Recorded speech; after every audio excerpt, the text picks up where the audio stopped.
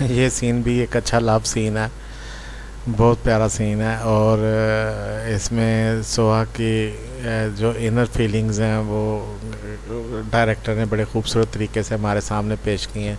उसे कुछ ऐसे ऐसे जेस्चर्स देते हुए दिखाया है जो उसे मालूम नहीं है कि उसकी यूजुअल एक ग्रैंड पर्सनालिटी को किस तरह ओपन करते हैं। तो उसे जावियर की बातें सुनकर यकीन नहीं आ रहा कि जावियर इतनी जल्दी उसके हाथ से निकल कर किसी और के साथ वक्त गुजारने की प्लानिंग कर रहा है। और कुछ देर तक वो छुप के सुनती रहती है। और हमें ये पता है कि किरण और जावियर मिलकर एक प्लानिंग के साथ उसे इन फीलिंग्स की तरफ ला रहे हैं।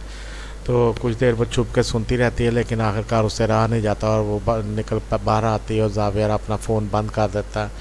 और बहुत सी चीज़ें जो हैं वो इसमें आती हैं कि बाहर मिलने का जो इंडिकेशन है और ब्लू शर्ट पहनने का और इस तरह की चीज़ें।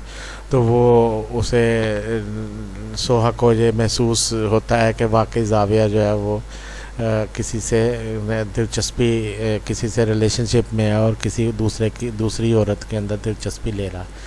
तो बाहर जब उसे रहा नहीं जाता तो वो खुलकर सामने आ जाती है और निकल कर सामने आ जाती है और आके जावियर को कहती है कि वो वहाँ क्या कर रहा है। और वो कहता है कि वो चाय बना रहा है। तो वो कहती है कि चाय रात के वक्त के पीने की क्या ज़रूरत है, नींद नहीं आती, तो तुम जल्दी जाओ अपना जाके ना सो जाओ फ़ौरन।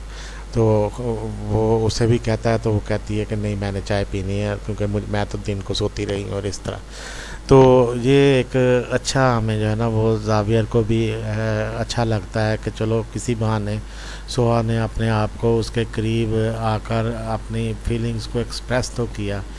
तो किरण का प्लान इस हवाले से कामयाब होता हुआ महसूस होता है कि सोहा जावियर के सामने अपने आप को थोड़ा सा ओपन करने में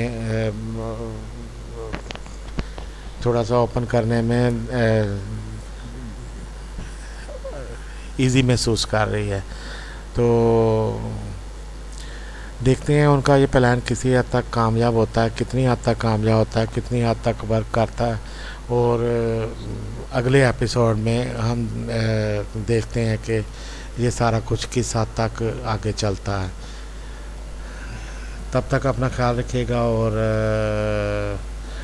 ज़िंदगी में अच्छी चीज़ें देखने की खुशनसीबी हाथ से मत जाने दीजिएगा। मुझे अपनी तरफ कोई भी प्रॉपर्टी डील हो तो उसमें मौका दीजिएगा। अल्लाह आपको खुश रखे। Thank you so much.